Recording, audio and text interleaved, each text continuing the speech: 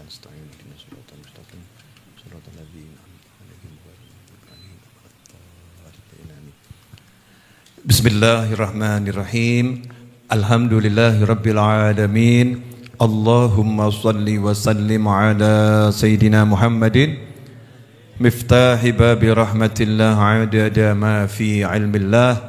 Salatan wa salaman daimaini bidawami mulkillah wa ala alihi wa sahbihi. Allahumma salli ala Sayyidina Muhammadin salatan taftahu biha lana futuhal arifin wa tufaqihuna biha fid din wa ala alihi wa sahbihi. Assalamualaikum warahmatullahi wabarakatuh. Udah ngantuk atau masih siap terima ilmu? Kalau jawabanmu udah ngantuk, itu kabar gembira untukku. Nanti bisa segera aku akhiri dan kulanjutkan kegiatanku. Karena saya lagi nulis, nulis, meneliti dan menulis. Insyaallah barokah, amin. Nah, malam ini saya mau mengajak semuanya merenungkan beberapa ayat yang kita baca 2 hari yang lalu kalau saya nggak salah. Di surat Al-Imran, ya surat Al-Imran yang menceritakan tentang ibunya Sayyidatuna Maryam alaihissalam dan tentang Sayyidatuna Maryam alaihissalam. Al-Imran sampai keluarga besarnya itu dijadikan nama surat, ya, keluarga Imran.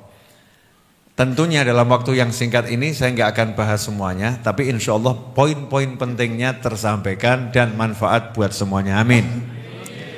Yang pertama, ibu yang solihah. Ya, ibu yang solihah. Kalau kemarin kita udah belajar tentang bagaimana cara menjadi orang tua yang baik, yaitu di hati tidak menginginkan dunia untuk anaknya, tetapi yang difikirkan hanyalah bagaimana akhirat anaknya. Apa yang kalian sembah nanti setelah aku wafat, fokusnya ke akhirat. Itu ayah dan ibu yang baik. Nah, itu dilanjutkan dengan kisah ibunya Sayyidatuna Maryam alaihissalam ketika beliau itu mengandung. Ya, ketika beliau mengandung sampai diabadikan oleh Allah Subhanahu wa taala dalam surat Al-Imran ayat yang ke-35, idz qalat imra'atu Imrana rabbi inni nadhartu laka ma fi batni muharraran fataqabbal minni innaka antas samiul alim.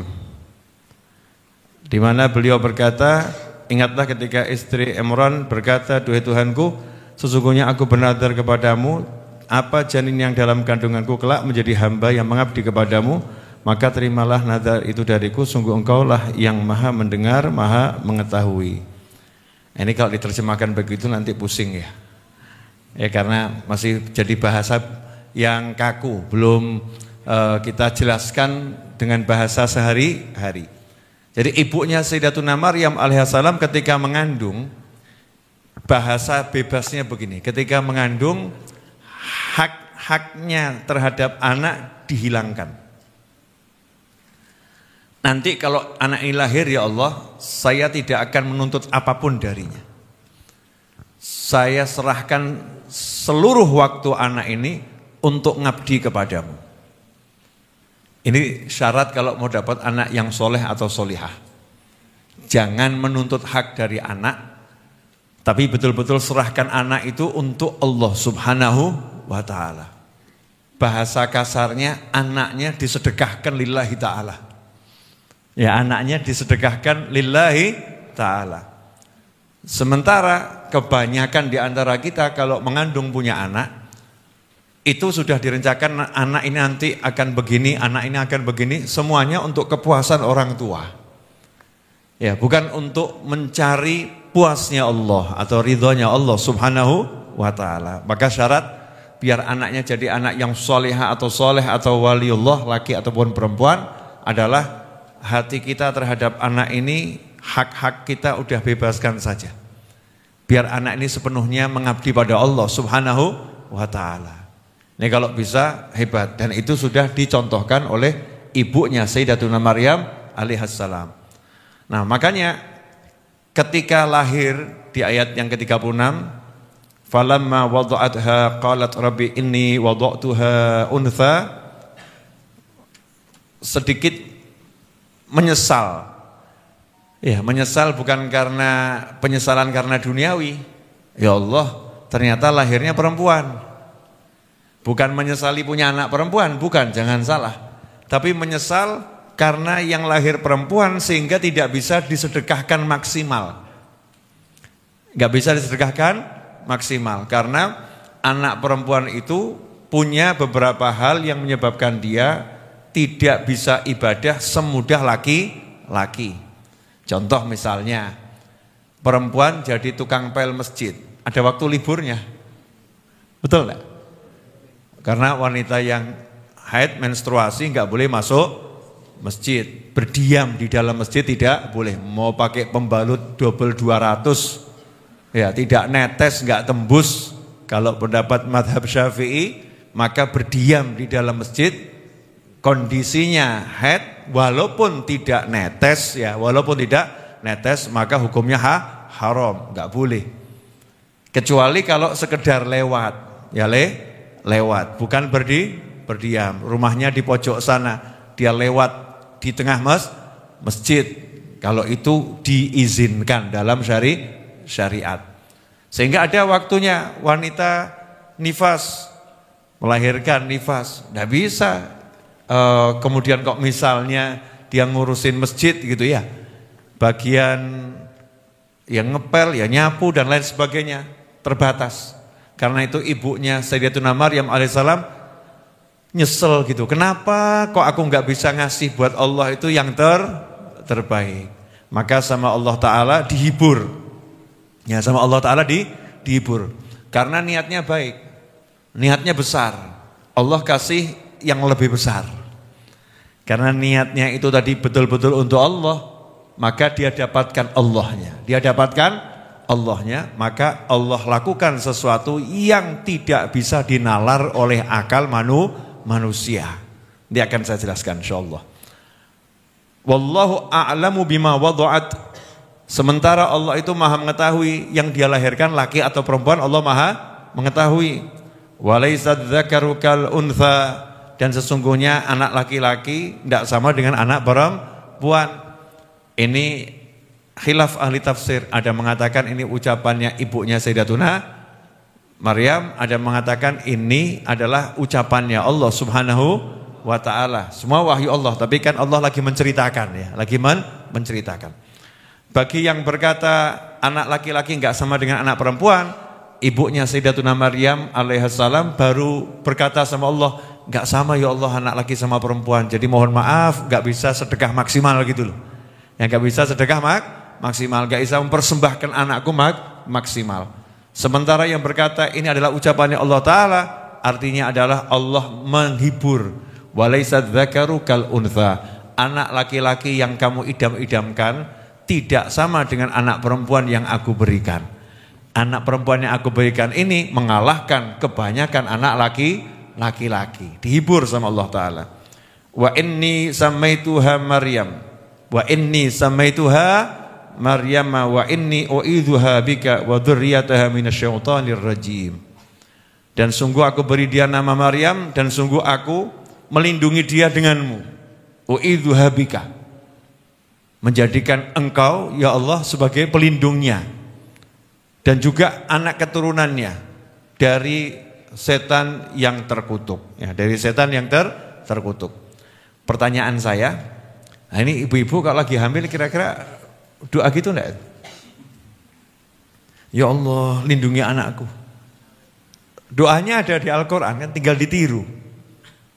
Inni u'idzuha, ya sungguhnya aku melindungi janinku ini bika, denganmu ya Allah, wa dzurriyyataha minasyaitonir rajim. Doa ini bagus kalau dibaca oleh ibu-ibu yang lagi mengandung, atau bapak yang istrinya lagi mengandung, suami ini bacain inni u'idzuha. Ya, boleh dibacakan semacam itu, perlindungan, biar nanti anaknya enggak disentuh sama setan. Biar nanti anaknya jadi anak yang soleh atau solihah. Nah, tambah sekarang anaknya didengarkan lagu barat. Rungokno biar suaramu merdu. Kadang-kadang disetelno lagu joget-joget gak jelas. Biar nanti lahir jadi penari. Ya biar lahir jadi penari. Saya nggak ngurusi masalah boleh atau nggak boleh, halal haram, nggak ngurusi itu. Bukan wilayah saya, bukan wilayah saya. Tapi seharusnya ini kan waktu yang paling penting untuk minta perlindungan kepada Allah Ta'ala dari godaan setan. Biar jadi anak yang soleh dan solihah. Jangan diisi hal-hal yang kira-kira itu justru membuat anak itu akan rusak nanti kalau lahir. Karena sebelum lahir sudah familiar. Waktu di perut udah udah hafal. Memang dididik ngerasani sejak kecil. Nah, ibunya ahli telepon gunjing orang.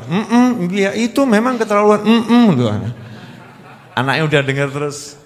Maka anaknya lahir sudah ahli gunjing. Ya lahir udah punya bakat gunjing. Dirusak oleh orang tuanya sendiri. Naudzubillah min dzalik. Kemudian ada pesan di situ yang luar biasa. Yang didoakan bukan cuma anaknya, sampai cucu-cucunya. Ini loh, wanita yang solihah atau orang tua yang soleh berpikir itu bukan hanya di anak, sampai seluruh keturunannya biar selamat. Lah kalau ibunya Sayyidatuna Maryam alaihissalam, seorang wali perempuan keluarga Imran, berpikir semacam itu untuk anak keturunannya, lah kira-kira kalau Kanjeng Nabi Muhammad SAW mikir atau enggak mikir yang begitu? Kira-kira Rasulullah SAW itu punya doa khusus enggak buat anak keturunannya? Kira-kira saja, mikiro dewi. Ya kalau Sayyidatuna Maryam aja didoakan sama ibunya sebelum lahir seperti itu, lah kira-kira Nabi Muhammad SAW, Sayyidah Khadijah radhiyallahu taala anha mendoakan anak keturunannya ila yaumil kiamah seperti itu atau tidak? Minimal sama, tentunya lebih. Ya, tentunya lebih. Karena itu orang-orang soleh dari zaman ke zaman fokus betul mendoakan anak keturunannya. Ya, fokus betul mendoakan anak keturunannya. Antum sekarang dari sekarang meskipun belum nikah ataupun sudah nikah belum punya anak, habis sholat doakan itu. Ya Allah, beri aku anak keturunan yang soleh dan solihah. Itu kabar gembira nanti calon pasangannya soleh atau solihah. Iya, sekarang suruh doa gitu jawabannya rabi urung be mosok ndonga. Nikah aja belum masa doa semacam itu. Ya pre-order. Pre-order dulu. Ya, kenapa? Permintaan banyak, stok terbatas. Ya, permintaan banyak, stok terbatas. Minta anak yang soleh, solihah, cantik, ganteng, sugih, pinter. Masya Allah. Itu permintaan banyak, stok terbatas. Kadang tuh soleh tapi kurang ganteng. Kadang ganteng kurang soleh. Kadang ganteng soleh kurang sugih. Kan begitu ya. Nah kalau lengkap jadi satu, ya itu permintaan banyak. Tapi stoknya terbatas. Terbatasnya masih banyak. Makanya pre-order dari sekarang minta pada Allah Subhanahu wa taala. Lanjut. Nah, kemudian di ayat yang ke-37 Allah mengatakan fataqabbalaha rabbuha biqabulin hasanin wa ambataha nabatan hasana wa kaffalaha Zakaria kullama dakhala Zakaria mihrab wajada 'indaha rizqa qala ya Maryamu anna laki hadha qalat huwa min 'indillah innallaha yarzuqu man yasha'u bighairi hisab. Ayat 37 ini syarat dengan ilmu. Maka dia Allah menerimanya dengan penerimaan yang baik, membesarkannya dengan pertumbuhan yang baik dan menyerahkan pemeliharaannya kepada Zakaria. Wa ambataha nabatan hasanah. Jadi Allah yang menumbuhkannya. Kenapa? Lawang dari di perut udah diserahkan ke Allah. Tolong ya Allah kamu yang melindungi. Jadi ya sama Allah dijaga betul. Oh, ibunya enggak minta apa-apa. Ya Allah ini milikmu, aku enggak minta apa-apa. Hakku semua udah aku cabut. Dia hanya menjalankan kewajibannya saja kepadamu ya Allah. Yang sama aku enggak usah. Enggak menuntut hak sama sekali. Sama Allah akhirnya anak itu betul-betul dijaga. Dan Allah perintahkan Nabi Zakaria untuk mengurusnya. Nabi Zakaria untuk mengurusnya. Makanya kalau kalau kita punya anak betul-betul kita pasrahkan sama Allah, nanti Allah akan kirimkan orang-orang yang mengurusnya. Contoh, boleh? Ya, contoh ya. Udah ini kisah ribuan kali atau miliaran kali disampaikan. Tapi ya selalu indah itu Al-Quran ya. Ya, kisah dari Al-Quran itu kan never ending story. Betul gitu istilahnya. Ya, never ending story. Nggak ada bosan-bosannya, nggak ada habisnya. Ketika Nabi Musa alaihissalam dan Nabi Khidir alaihissalam sampai di satu desanya orang-orang pelit, ada rumah yang mau roboh. Ternyata rumah itu milik anak yatim. Kana abuhuma sholihah. Yang kakeknya ketujuh ternyata orang yang soleh. Karena kakeknya itu orang yang soleh, doa minta anak-anak yang soleh, maka Allah kirimkan dua nabinya ngurusi anak tadi. Betul? Allah kirimkan dua nabinya ngurusi anak tadi. Sampai rumahnya mau roboh pun tukang bangunannya dua nabi. Bayangin loh. Tukang bangunannya siapa? Nabi Musa. Itu kalau bahasa kasarnya begini ya. Tukang bangunan tuh biasa disebut apa itu? Kuli ya. Jadi kuli bangunannya siapa? Kita mau ngomongnya aja nggak enak gitu ya. Kuli bangunannya Nabi Musa dan Nabi Khidir alaihi wassalam. Kenapa? Karena bapaknya yang ketujuh, kakeknya orang soleh, maka cucunya dijaga sama Allah Ta'ala. Karena orang-orang soleh itu anak dipasrahkan ke Allah. Ya, anak itu diserahkan untuk Allah. Nah, sementara anak-anak kita kadang proyek di kepala kita urusan al-fulusu wal duitu. Fulus duit, fulus duit, fulus duit. Sementara orang-orang soleh surga, jannah, ridha Allah, menyelamatkan orang, ngibur orang, seperti yang diajarkan oleh Nabi Muhammad sallallahu alaihi wasallam. Nah, Nabi Zakaria ketika ditugaskan merawat, membesarkan Sayyidatuna Maryam alaihissalam, dijaga betul kehormatan Sayyidatuna Maryam. Sehingga diletakkan di satu kamar, yang kamarnya itu 7 lapis pintunya. Artinya nggak langsung bisa masuk ke kamar, ada pintu pertama, pintu kedua, sampai yang ke-7. Dan itu kuncinya yang megang Nabi Zakaria sendiri, nggak ada orang lain. Sehingga yang nyerahkan makan juga Nabi Zakaria langsung. Begitu di sebagian tafsir disebutkan. Tapi Nabi Zakaria setiap kali bawa makanan, ini masih anak-anak ya, masih anak-anak. Setiap kali bawa makanan, ternyata di situ ditemukan Sayyidatuna Maryam alaihissalam lagi makan. Ya lagi makan, dan makanannya ajib betul, yang nggak ada di kampungnya. Jadi kalau misalnya di kampungnya nggak ada duren gitu ya, nah, itu kok makannya duren. Di kampungnya nggak ada korma, kok makannya korma. Maka saat itulah dikatakan oleh Allah Ta'ala, wajada indaha rizqa.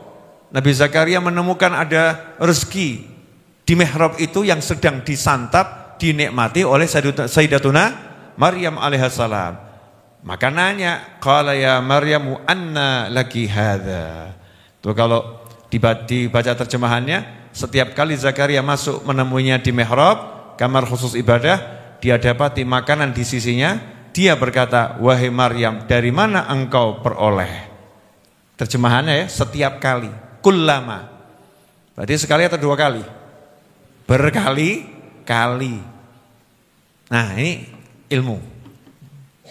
Ya, ini ilmu. Saat itu Sayyidatuna Maryam alaihissalam masih kecil.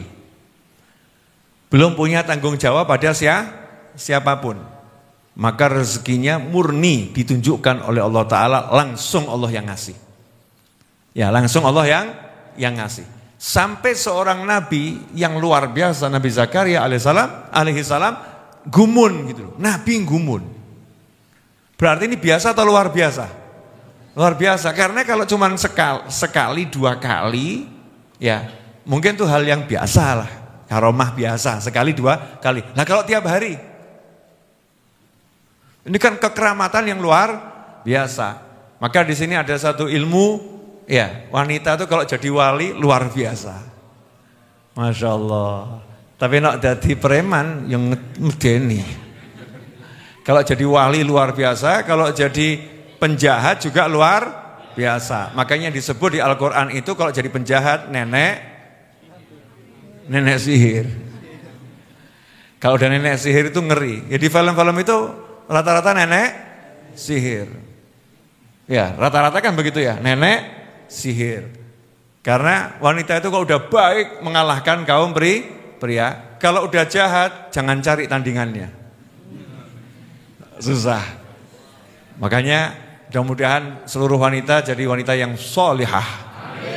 Ya, wanita yang menyenangkan, yang baik ya, wanita yang bisa menjadi perantara kita masuk surganya Allah Subhanahu wa taala. Nah, pelajaran yang kedua, ada rezeki yang memang itu dengan dicari, ada rezeki yang memang itu dikirim. Ya, rezeki yang untuk mengambilnya dengan dicari, ada rezeki yang untuk menerimanya nggak perlu nyari, tinggal tunggu terima paket sampai. Kayak paket tuh. Antum tuh kalau paketkan barang pakai kereta api, diantar atau diambil? Diambil ya. Sebagian paket yang menggunakan travel itu diambil di pool, sebagian lagi diantar. Betul? Nah, rezeki juga begitu. Ada rezeki yang diambil di pool, ya, diambil di tempat paketannya. Ada rezeki yang diantarkan ke kamu tanpa kamu kemana-mana. Tanpa kamu kemana-mana. Tapi umumnya rezeki memang kita menjemputnya dengan bergerak. Menekuni asbab, sarananya apa dijalani. Tapi Allah khusus untuk Sayyidatuna Maryam alaihissalam ini semuanya ditunjukkan sama Allah. Yang pertama masih kecil. Sepuranipun zikir. Di mihrab masih kecil, zikir. Bleng makanan datang. Ya, bleng makanan datang. Itu yang pertama. Yang kedua, ketika sudah remaja, dikasih rezeki anak nggak pakai nikah, nggak pakai disentuh manusia. Wah, ada yang sekarang dapat rezeki anak nggak pakai nikah, tapi naudzubillah min dzalik. Namanya kumpul kebun, naudzubillah min dzalik. Ada lagi yang dengan disentuh manusia, ditanam macam-macam, namanya disentuh manusia. Tapi kalau Sayyidatuna Maryam alaihissalam nggak disentuh manusia. Kok bisa loh punya anak tanpa disentuh manusia? Allah pengen nunjukkan, Allah tuh bisa ngasih rezeki nggak sesuai akalmu gitu. Kurang apa contoh nih, kasih rezeki makanan nggak pakai kerja, nggak pakai masak, belum yakin, ya udah anak nggak pakai disentuh manusia, belum yakin, minta contoh apa lagi? Ini itu bukan nabi, bukan wanita solihah wali, wanita solihah wali. Nah kalau wali bisa dapat seperti itu, apalagi nabi, apalagi rasul. Nah ini jadi dalil ada rezeki yang memang Allah kasih tanpa kita usaha apa-apa. Ini harus diimani, karena rezeki itu nggak butuh perantara. Rezeki itu kuasanya Allah Subhanahu wa ta'ala. Kita tekuni perantara bukan syarat dapat rezeki, tapi tekuni perantara sebagai syarat dapat pahala. Makanya kalau kita menekuni asbab, sarana, jangan meyakini dengan kita lakukan itu akan dapat rezeki, tapi yakini dengan melakukan itu kita dapat pahala. Sebab kadangkala sudah dilakoni macam-macam, rezekinya juga enggak ada. Kalau rezeki itu diperoleh dengan kerja keras, maka orang-orang yang kerja keras tentunya akan semua jadi orang kaya. Tapi betapa banyak orang yang kerja keras gak kaya-kaya, justru yang diam-diam tiba-tiba kaya raya. Betul? Ya itu rezeki. Cuman bedanya apa, yang kerja keras di jalan Allah dengan yang nganggur. Yang kerja keras dia dapat pahala yang luar biasa, yang nganggur gak dapat apa-apa. Ya cuman dapat duit aja, tapi gak dapat pahala. Sementara orientasi orang beriman bukan masalah materi, tapi masalah apa yang didapat nanti di alam surga nanti. Maka sibuk cari pahala. Fastabiqul khairat. Lanjut dikit. Ini sengaja saya ambil poin-poin dan saya percepat. Nah di situ kita sampai di sini dulu ya. Besok kita lanjutkan lagi insyaallah. Di titik itulah Nabi Zakaria yang gumun nanya, dari mana? Kalau dinalar-nalar, lawang tak kunci kabeh. Pintu saya kunci semua. Maka daripada kebanyakan mikir kan, wong orangnya ada bisa ditanya. Di sini ada pelajaran, kamu jangan suka berprasangka. Jangan-jangan Jangan-jangan orangnya ada, tinggal ditanya. Ada temennya kok tiba-tiba diantar sama seseorang naik mobil. Terus mulai kelihatannya simpanannya itu. Kurang kerjaan enggak ini? Ada lagi temennya tiba-tiba punya mobil.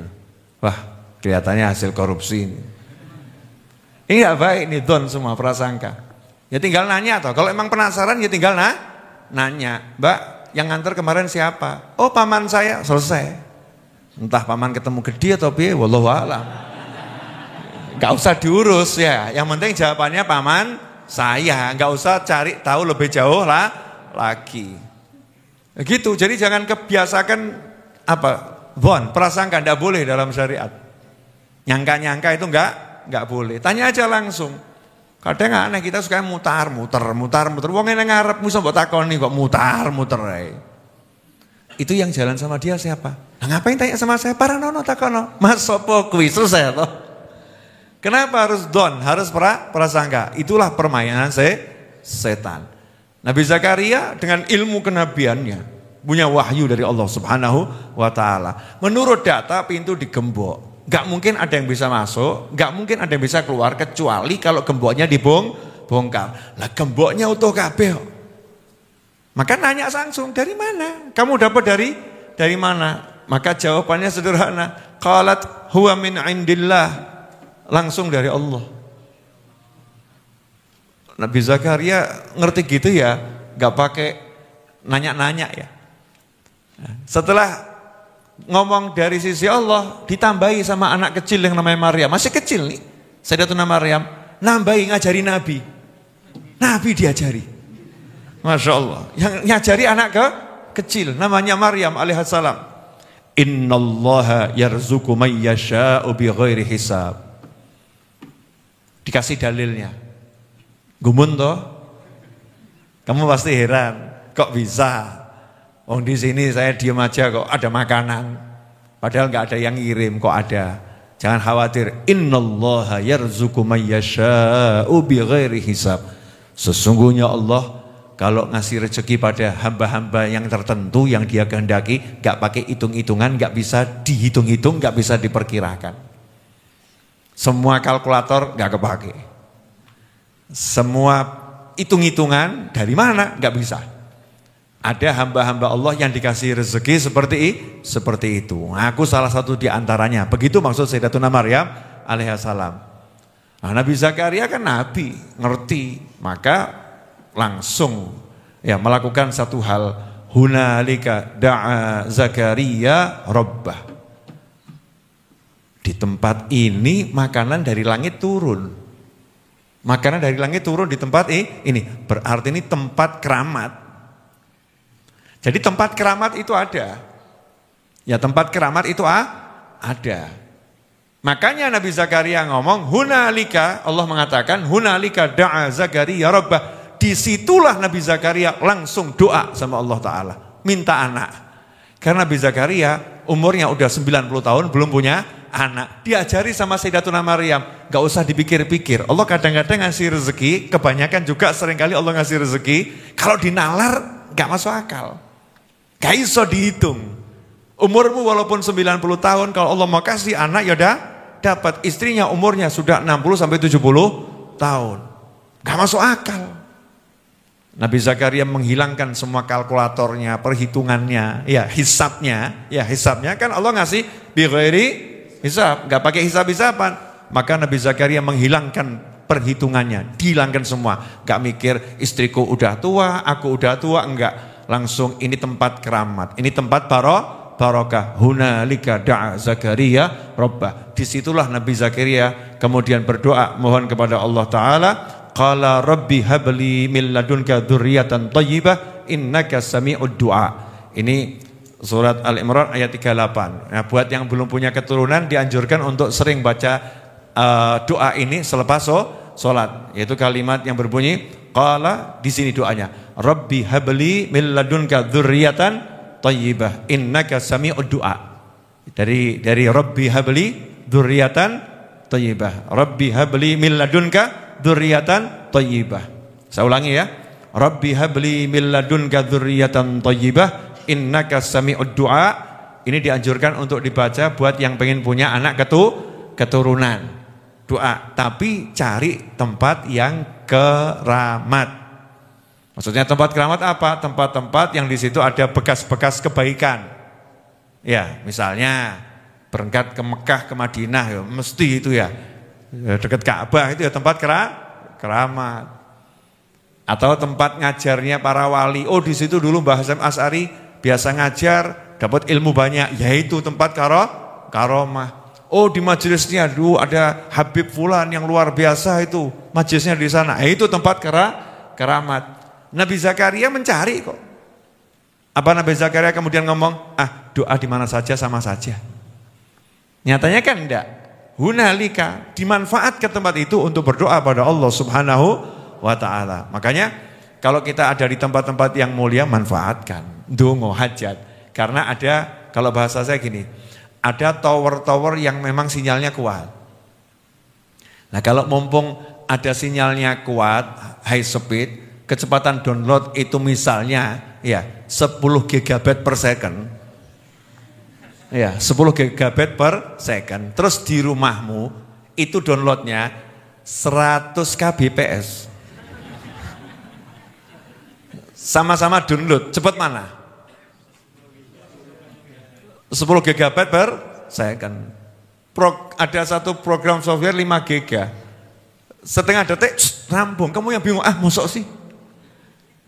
Jadi sama-sama downloadnya, yang satu di-download di rumah ya 100 kbps. Bukan Mbps ya. 100 kbps. Zaman dahulu kala dulu. 5 GB, berapa hari rampungnya itu? Enggak rampung? Rampung. Lah kok kamu diajak Mas Fadli, downloadnya di tempatnya Habib Novel saja. Masya Allah. Itu speednya tinggi, misal gitu ya. Ternyata speednya di sini misalnya 10 GB per second. Kamu dikasih passwordnya khususon, ada password khususon. Yang wifi-nya nggak dibagi untuk sembarang orang. Dikasih passwordnya, nih pakai wifi-nya ini. Klik. Download sekarang, download. Udah selesai. Ya udah. Kok nggak terasa? Oh beda. Yang kecepatan downloadnya tinggi sama yang rendah. Sama-sama bisa download, tapi beda tempat, beda kecepatan. Maka hasilnya pun juga beda. Maka doa sama-sama doa. Kalau tempatnya itu yang model 100 kbps, yuk kabul, tapi lama nyampenya ke kamu, komplitnya lama. Kadang-kadang kamu doa minta mobil, dapatnya pentilnya dulu. Kadang-kadang doa minta rumah, kok dapatnya pintunya dulu. Kenapa? Iya, karena kamu doanya di tempat yang downloadnya itu lemah. Begitu sampai ke tempat downloadnya cepat, tiba-tiba kok rumahnya datang bahkan sama mobilnya. Lah kok bisa? Udah ada gambar garasinya, belum ada mobilnya. Sama Allah diisi sama mobilnya sekalian. Nah ini pelajaran dari kisah Sayyidatuna Maryam alaihissalam. Insyaallah nanti kita sambung besok malam ya. Insyaallah. Ada banyak rahasia di Sayyidatuna Maryam. Saya cepatkan, mudah-mudahan antum paham yang tadi udah disampaikan. Mari kita tutup dengan doa yang biasa kita baca. Asyhadu an la ilaha illallah astaghfirullah nas'alukal jannata wa na'udzubika minan nar.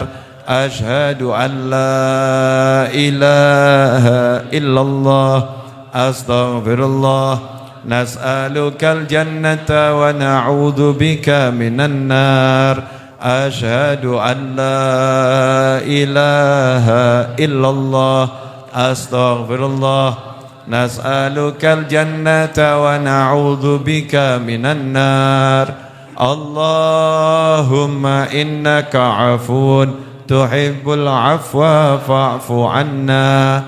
Allahumma innaka 'afuwun tuhibbul 'afwa fa'fu 'anna. Allahumma innaka 'afuwun tuhibbul afwa fa'fu anna ya karim. Alhamdulillah. Nah,